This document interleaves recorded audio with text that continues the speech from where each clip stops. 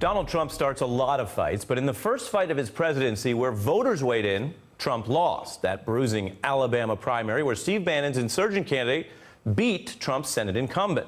Now Bannon is huddling with a new primary challenger, Michael Grimm, a former Marine and FBI agent who became nationally known when he was indicted by federal prosecutors and pled guilty to tax evasion in 2015. Grimm was released in April after 7 months in jail. And whether national Republicans like it or not, he is back in the spotlight to force another potential GOP civil war with a primary challenge to get his old seat back. Ex-congressman and ex-con Michael Grimm is here on the beat this evening, and Grimm had a widely covered confrontation with a journalist who asked him about other legal allegations against him in 2014. In fact, Grimm threatened to throw that reporter off the Capitol balcony. And just finally, before we let you go, since we have you here, we haven't had a chance to kind of talk about some of the... I'm not speaking about anything that's off topic. This is only about the president. Well, what about... Thank you. I'm going to be clear to you. You have to do that to me again, not to me at this point. I just wanted to ask you.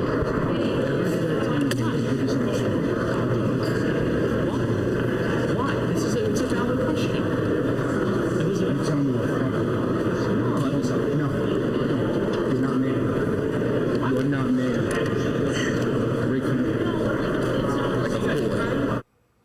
Michael Grimm is back in the spotlight and joins me for the exclusive interview. Thank you for being here. Thanks for having me. You look at that clip, is that guy that we just saw there, is that the guy running for Congress, or are you different now? Well, no, I mean, I'm still the same person, but I think any real person has a bad day and makes a mistake. I mean, for 5 years, I dealt with reporters, never had a problem. On that day, I let my emotions get ahead of me. It was one of those days where I was dealing with Sandy, taking 3 steps forward and 5 back.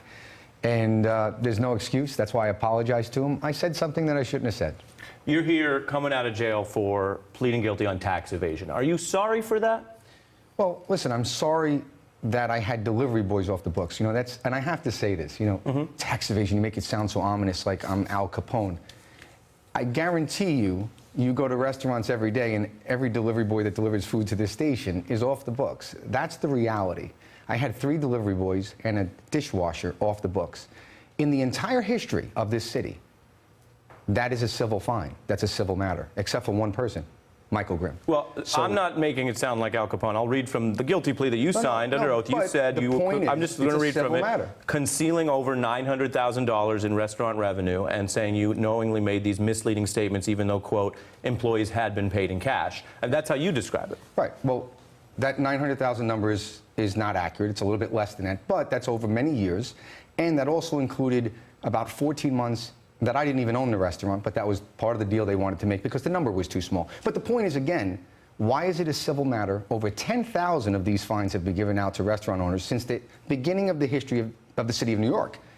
I'm the first one criminally charged because the entire Justice Department was weaponized against me for political purposes. They wanted me out of office, period. But don't get me wrong. I should not have had delivery boys off the books because I shouldn't have been like every other business owner. I should have been better, and I wasn't, and I regret that. Now, you want a second chance. You want to go back to Congress. Do you think that former felons or ex-convicts like yourself should have the right to vote? Someone that should never have been a felon? Absolutely. Again. Should all ex-convicts have the right to vote is my question.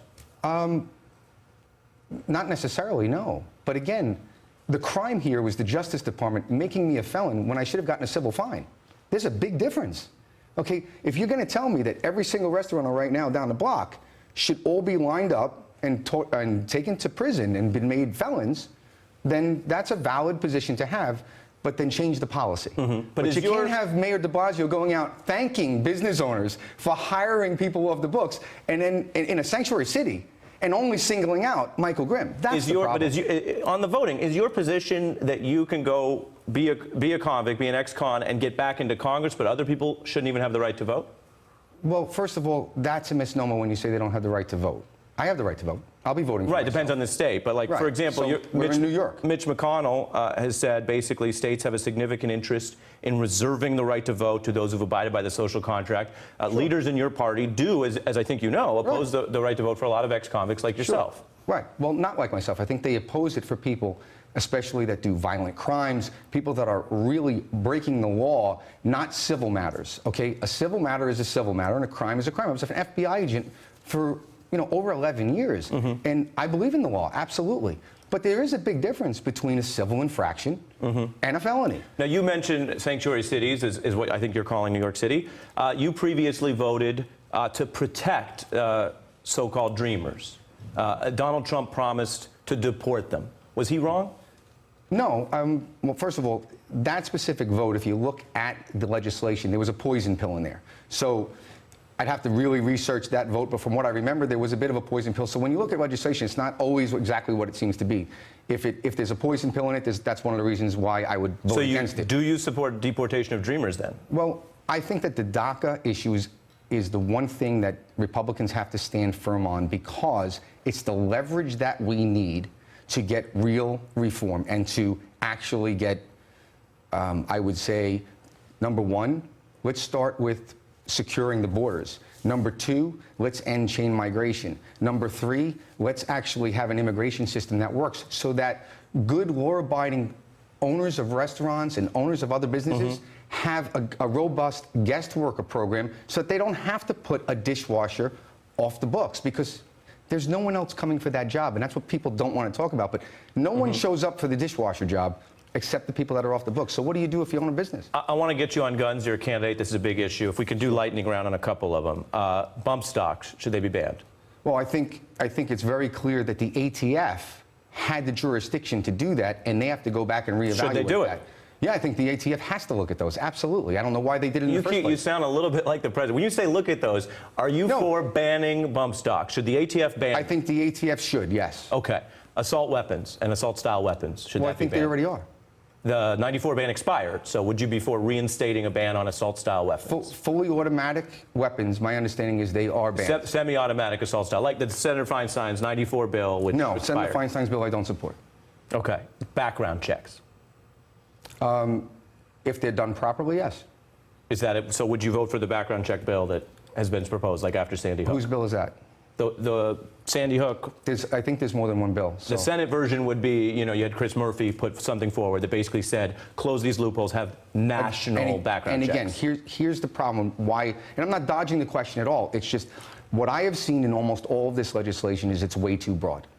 So they too broad on guns. Too broad in meaning they're bringing in other things. Like there was legislation that would have prevented veterans from getting guns unless they had a note from the doctor, and they could have been there because of a myriad of reasons. Yeah. They had stress because they couldn't pay their finances, and now they can't get a gun. So no, I won't support that. And final question, do you expect President Trump to come campaign for you in this primary or campaign against you?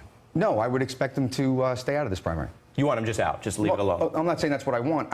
You're asking me what I would expect. If I was the president, I wouldn't get involved in a primary. Former Congressman Michael Grimm coming in. Thank you for your time. Thank you. Appreciate it. Hey there, I'm Chris Hayes from MSNBC. Thanks for watching MSNBC on YouTube. If you want to keep up to date with the videos we're putting out, you can click subscribe just below me, or click over on this list to see lots of other great videos.